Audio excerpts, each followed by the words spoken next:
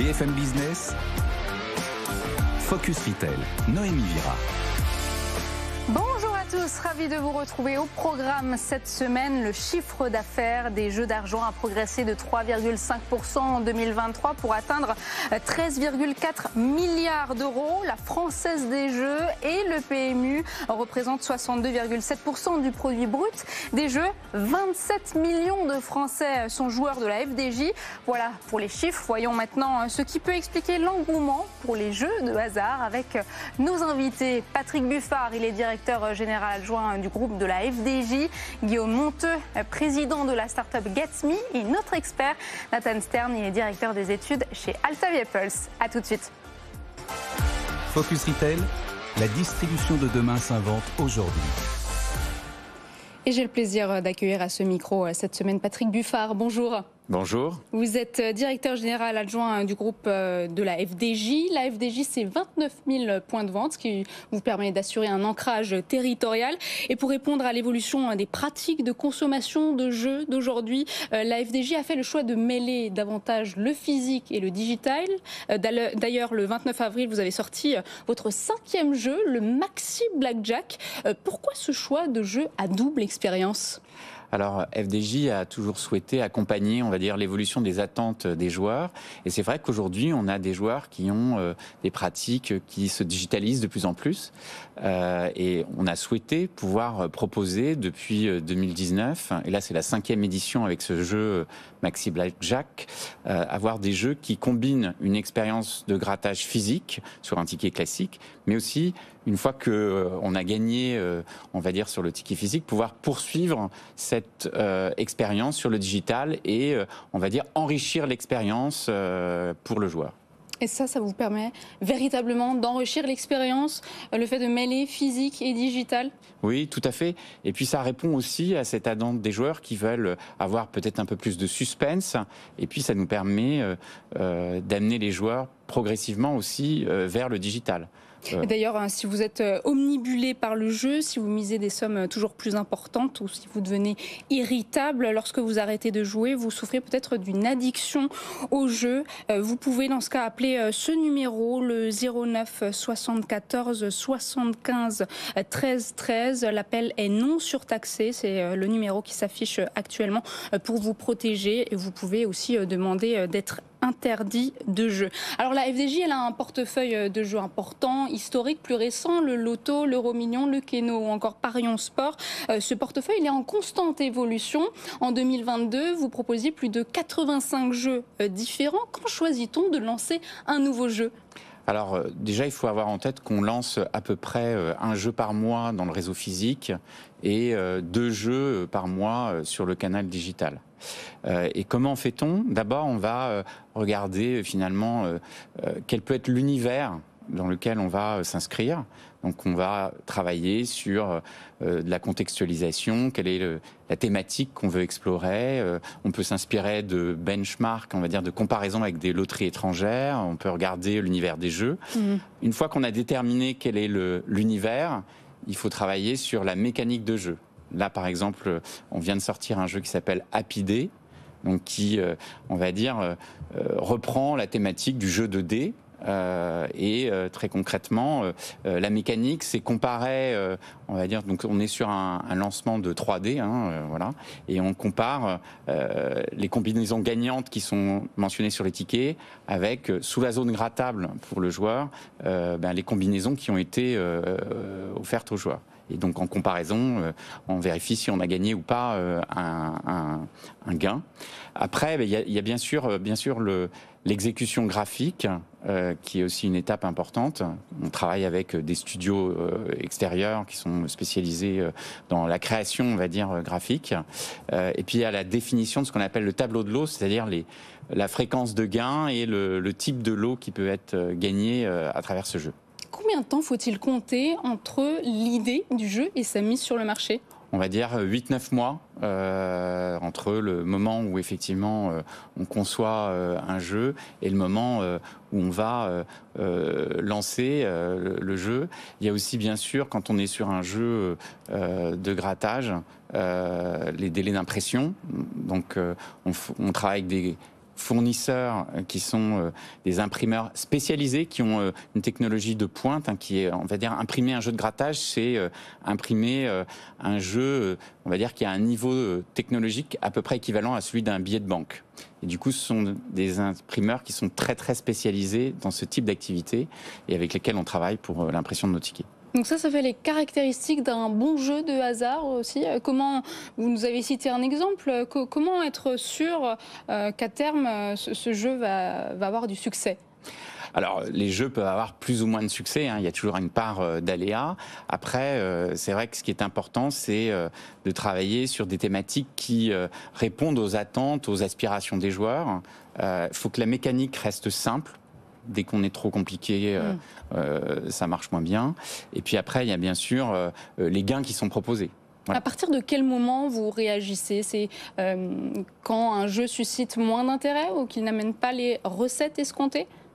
Alors déjà, en fait, lorsqu'on est sur un lancement de jeu de grattage, les ventes sur les premiers jours, elles donnent très vite, on va dire, une idée de quel va être le succès futur du jeu. Si on prend comme exemple le loto, l'euro-million, vous l'avez senti tout de suite que ce jeu allait être un succès ? Le loto, l'euro-million sont des jeux plus anciens et sont des jeux de tirage. C'est un peu plus long à installer qu'un jeu de grattage où on va dire la perception du succès ou pas est assez rapide en quelques jours.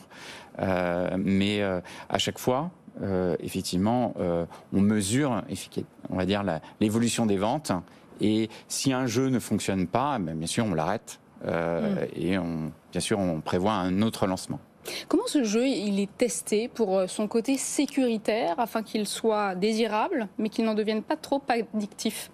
Alors, pour ça, en fait, lorsqu'on développe un nouveau jeu, bien sûr, on va interroger les consommateurs sur l'intérêt que peut susciter ce jeu, mais on a aussi une matrice qu'on a définie avec des experts en addictologie pour définir quels étaient les critères qui pouvaient pousser les joueurs à dépasser leurs limites. Et donc, à chaque fois, on va évaluer le jeu sur cette matrice. Et si on voit que le jeu a une proportion excessive selon la matrice, on ne le lance pas. Voilà. Donc, nous-mêmes, on fait un filtre au départ. Et puis après, il faut savoir que tout jeu de la Française des Jeux passe par une autorisation officielle d'une autorité en France indépendante qui est l'Autorité nationale des jeux.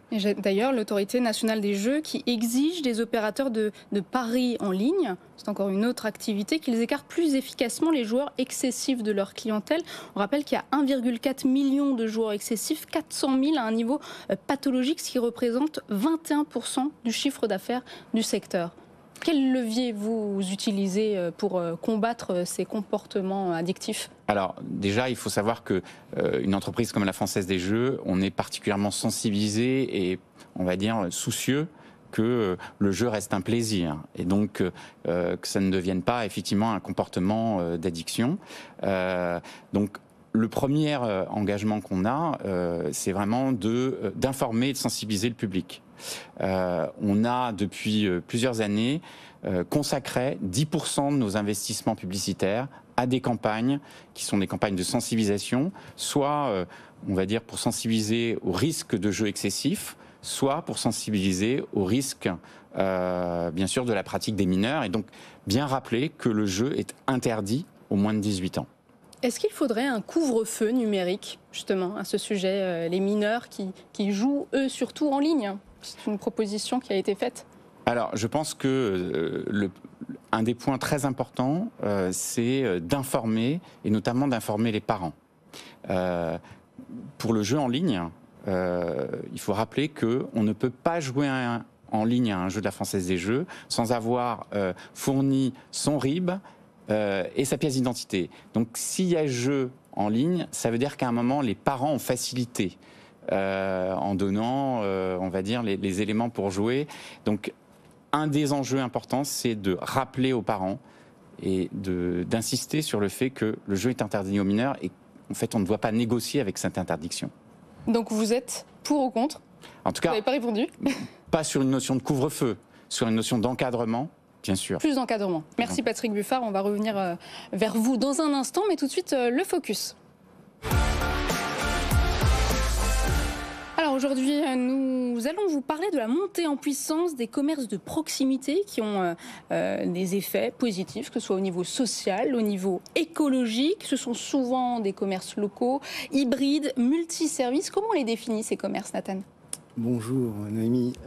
Ces services, on peut les définir au fond comme des services qui ont ce qu'on appelle en théorie économique des externalités positives. C'est un peu du jargon, mais ça dit en gros que lorsqu'on a une activité économique, il y a des gens qui vont être avantagés et qui vont être quelque part bénéficiaires de notre activité si ce sont des externalités positives. Par exemple, une femme qui subit un harcèlement de rue et qui va pouvoir trouver un refuge dans le buraliste qui est ouvert à ce moment-là sur son chemin, elle va bénéficier de cette activité. Si par contre on est un riverain et qu'on a des clients un peu bruyants en pied de café, ça va être plus compliqué, on parlera d'externalités négatives. Pour moi, ces commerces, on peut les définir à travers 3 grandes fonctions. Une première fonction qui est une fonction commerciale.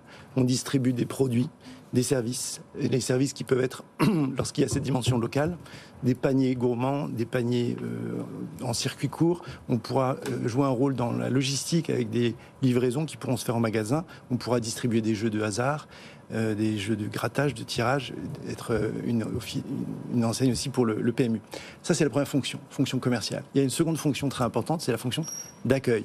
On va pouvoir jouer un rôle de tiers-lieu. On va pouvoir mettre à disposition une salle qui sera privatisable à volonté pour des anniversaires, pour des événements où on pourra retransmettre les grands événements sportifs. Donc on va vraiment jouer un rôle clé dans le vivre ensemble. Et une troisième fonction qui est, à mon avis, très importante aussi, c'est la fonction de mise en valeur du territoire. Ces lieux qui sont multiservices, qui sont très fortement définis par leurs effets positifs sur le plan social, jouent un rôle un peu de miroir et donnent au territoire l'occasion de s'exprimer à travers des cartes postales, des artisans locaux, des créateurs locaux et parfois des petits corners qui disent ici on n'est pas ailleurs, on est vraiment dans un endroit qui a une identité, une singularité. Alors comment on trouve aujourd'hui l'équation économique ? Alors, c'est très dur de trouver cette équation aujourd'hui parce que les coûts sont élevés, le recrutement est parfois très difficile pour des métiers à très forte amplitude horaire pour lesquels le télétravail n'est pas possible. Donc, on doit faire preuve de beaucoup d'ingéniosité pour réduire ces coûts-là, notamment en s'appuyant sur des bénévoles parfois. La question des normes aussi se pose avec acuité. Et puis, les revenus sont compliqués parce que moins on a de commerce autour de soi, plus c'est difficile de faire venir les gens sur place. Et quand on a en plus une piétonisation un peu parfois précipitée du centre-ville, un vieillissement de la population, beaucoup de résidences secondaires, beaucoup de tensions des Français sur leur budget, ça fait beaucoup de facteurs qui rendent très compliquée cette équation économique. Et vous souhaitez d'ailleurs poser une question à notre invité sur ce sujet ? Oui, une question sur la contribution de la FDJ à la viabilité économique de ces acteurs clés pour l'animation du territoire que sont les buralistes, les kiosquiers, les cafetiers qui ont aussi une activité de distribution de vos produits. Est-ce que vous connaissez la part dans leurs revenus, dans leurs recettes des produits qu'ils distribuent de la part de la Française des Jeux ? Oui, alors je rappelle, le réseau Française des Jeux, c'est un réseau de 29 000 points de vente avec essentiellement des bars tabac presse. Et aujourd'hui, effectivement, le rôle économique de FDJ dans ce réseau est essentiel puisque on va dire que FDJ dans ce réseau représente à peu près 25 à 40% de l'activité et du coup, on va dire du revenu du commerce. Donc c'est essentiel. Nous, on a à cœur de maintenir ce réseau, on va dire, qui est un réseau de proximité, le premier réseau, on va dire, commercial de France, et qui est présent dans 11 000 communes. Et souvent, quand tous les commerces ferment, il y a un commerce qui subsiste, c'est en général le bureau de tabac avec l'activité FDJ. Nous allons entrer dans une autre dimension, celle du marché du jeu vidéo. 3,6 milliards de joueurs dans le monde. En France, ça représente un marché de plus de 6 milliards d'euros en 2023 avec 49 millions de joueurs. C'est un marché en progression et c'est là qu'entre en jeu notre start-up Gatme. Guillaume Monteux, bonjour. Bonjour. Merci d'être avec nous. Vous offrez aux marques la possibilité de placer des publicités ciblées, interactives dans les jeux vidéo sans pour autant les perturber, les gêner. Ça s'appelle la publicité in-game dans le jeu. C'est pas totalement nouveau, mais en quoi la solution est-elle innovante ? Alors oui, effectivement, la publicité dans les jeux vidéo, ça existe depuis 1978, pour être très précis. Mais avant, la publicité dans les jeux vidéo, elle était codée en dur dans les jeux. C'est-à-dire que typiquement, si vous jouiez à FIFA 2000 ou 2005 et que vous voyez une publicité, c'était codé en dur dans le jeu. Et donc si la publicité devait changer, il fallait faire une mise à jour du jeu. Donc c'était un peu compliqué. Les solutions comme Gatsby, donc Gatsby c'est Ads dans Game, c'est une société qui est spécialisée dans les publicités effectivement immersives dans les jeux vidéo, mais les publicités qui sont dynamiques. C'est-à-dire qu'on va pouvoir en temps réel, sur des panneaux, sur des billboards, sur de la vidéo, sur des skins, avec des objets, afficher une publicité différente à Marseille, à Paris, quand typiquement sur FIFA, il y a un match Paris-Marseille qui est joué. Est-ce que tous les retailers peuvent s'offrir votre solution ? Avec plaisir, oui, mais évidemment. Les retailers... Vous dites avec plaisir, mais c'est pas forcément le cas. Si. En fait, on a beaucoup de retailers qui s'intéressent effectivement aux médias du jeu vidéo parce que le média, d'abord, c'est un nouveau média et c'est un média qui est particulièrement efficace. Et qu'est-ce qu'ils veulent faire les retailers ? En fait, ils veulent vendre, et notamment avec des campagnes publicitaires. Donc tout ce qui concourt à améliorer les campagnes publicitaires, l'efficacité des campagnes publicitaires est bon à prendre pour les e-retailers. Et eux, ils se trompent pas. Qu'est-ce qu'ils viennent chercher dans le jeu vidéo en tant que média ? Ils viennent chercher déjà une audience qui est engagée. Pourquoi ? Parce qu'encore une fois, le format qu'on propose est un format qui est non immersif, donc il ne gêne pas le joueur. Donc le joueur, comme il joue à un jeu vidéo, il est quand même dans son jeu vidéo, donc il est plus susceptible, si vous voulez, de remarquer les publicités, de les mémoriser. Et comme le jeu vidéo, c'est un environnement de plaisir, d'entertainment, sympathique, positif, tout ça concourt au fait que lorsqu'un joueur voit une publicité immersive dans un jeu vidéo, eh bien, il a plus de chances de s'en souvenir. Et donc, la visibilité et la notoriété de la marque, effectivement, grandir. La deuxième des choses que le e-commerce en vient chercher, c'est le ciblage. Parce que, oui, on a tous les éléments de ciblage qui existent sur le web dans le monde du jeu vidéo, mais on y ajoute à ça la géolocalisation. Bien évidemment, à partir du moment où le joueur a consenti à ce qu'on utilise cette donnée, et nous, chez Gatsby, effectivement, on fait extrêmement attention à ça, mais toutes les données de contexte de jeu, de comportement en ligne, de géolocalisation, encore une fois, sont des éléments de ciblage qui sont très, très importants pour le e-commerce. Et puis, le e-commerce vient chercher aussi un élément supplémentaire d'amplification de campagne. Typiquement, la société Lumen a mesuré que tous ces joueurs jouent environ 1h30 par jour aux jeux vidéo. 1h30 de temps passé. Même si on ne croit pas aux chiffres et qu'on se dit que c'est la moitié de ce chiffre-là, ça fait quand même beaucoup dans une journée.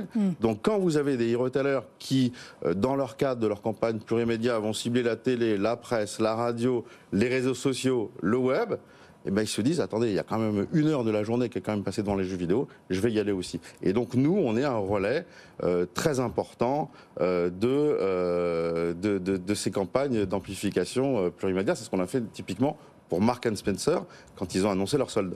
Nathan. Dans la ville, on a des panneaux d'affichage, on a des médias. Est-ce qu'il y a des contextes où la publicité qu'on voit dans ces jeux est cliquable ? Ou est-ce que c'est toujours de l'affichage et rien d'autre ? Alors, bon, c'est très sympathique, on n'avait pas travaillé la question, mais si on l'avait fait, je vous aurais demandé de me poser cette question, puisque Gatsby est le seul acteur au monde à proposer de la publicité non intrusive cliquable. Et on l'a fait breveter d'ailleurs. Alors, non intrusive et cliquable, c'est un peu bizarre, hein, parce qu'on se dit, mais non intrusive, ça veut dire que, typiquement, c'est ce qu'on voit à l'antenne, on voit que le panneau est fait partie du décor, et typiquement sur mobile, on peut avoir sa main dessus. Donc non seulement on a travaillé énormément sur des technologies qui permettent de cliquer sur le panneau si on le souhaite, mais on a travaillé aussi sur des technologies qui empêchent les clics non souhaités, ce qu'on appelle les unintended clics en anglais. Pourquoi ? Et c'est ce qui fait, entre guillemets, que des formats publicitaires comme les bannières sont détestés des joueurs, c'est qu'elles cliquent dessus sans vouloir le faire, et donc elles sortent de l'expérience de jeu, et donc là c'est une catastrophe pour tout le monde. Nous, on a travaillé sur du clic, donc on peut, typiquement pour le e-retail, un e-retailer porter des messages promotionnels, donc qui procurent des avantages particuliers aux joueurs, cliquer, aller sur le site de e-retailer et bénéficier effectivement d'un coupon ou de je ne sais quels avantages. Je reviens vers vous, Patrick Buffard. Les joueurs sont-ils plus nombreux à tenter leur chance en période de tension du pouvoir d'achat, aussi pour espérer améliorer leur fin de mois ? Non, en fait, en tout cas, en ce qui concerne la Française des Jeux, on a une activité qui est acyclique, c'est-à-dire qui ne suit pas l'évolution des cycles économiques et non plus, on va dire, l'impact de l'inflation n'a pas d'impact sur l'activité de l'entreprise. Ce qu'il faut retenir, c'est que le jeu Française des Jeux, c'est 27 millions de clients qui misent, on va dire, ou dépensent des sommes très modérées, puisqu'en fait la dépense moyenne par joueur est à 5 € par semaine.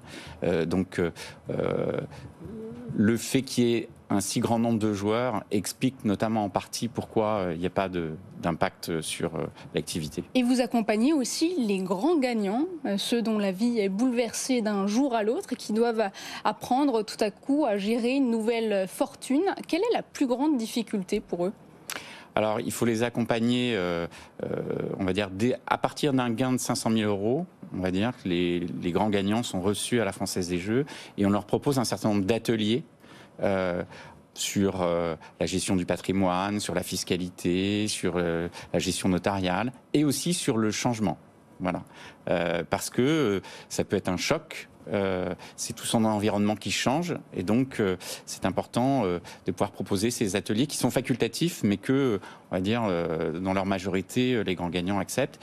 Et à travers ces ateliers, on peut aussi mettre en relation d'anciens grands gagnants avec les tout récents grands gagnants. Et c'est vrai que partager leur expérience est aussi un élément très important pour leur permettre d'appréhender cette nouvelle vie. Bon, j'aimerais bien pouvoir participer à cet atelier, me concernant. Est-ce qu'il y a déjà eu des gagnants de gains supérieurs à 1 million d'euros qui ne sont pas venus récupérer leur chèque et que faites-vous dans ces cas-là ?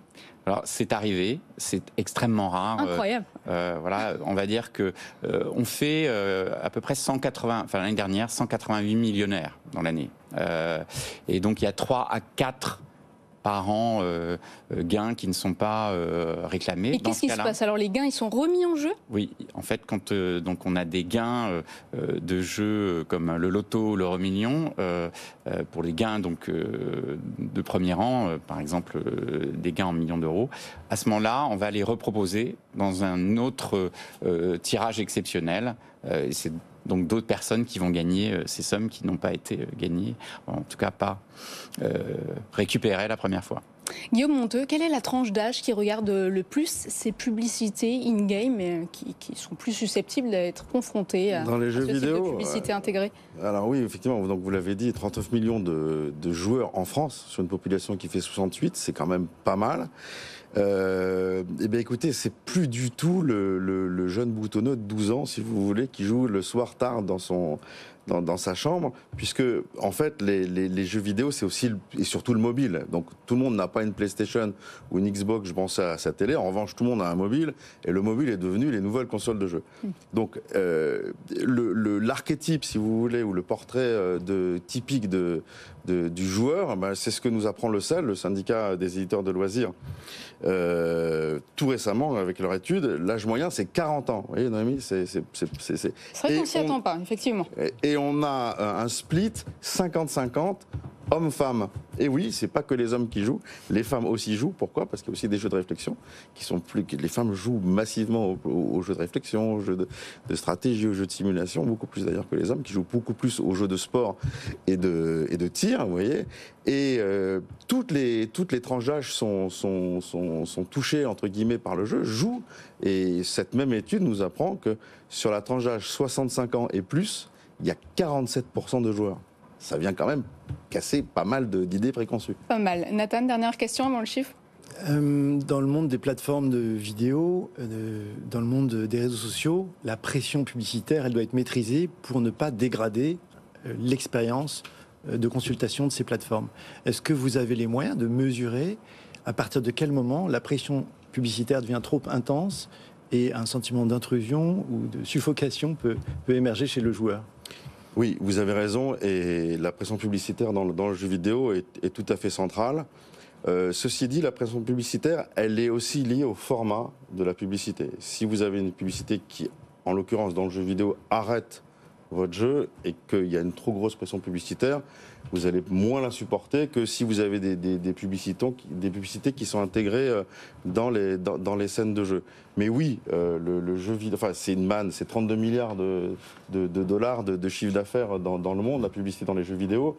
Donc certains studios de jeux sont tentés d'aller un peu loin et de prendre un jeu comme en fait un média pour presque vendre de la publicité. Bon.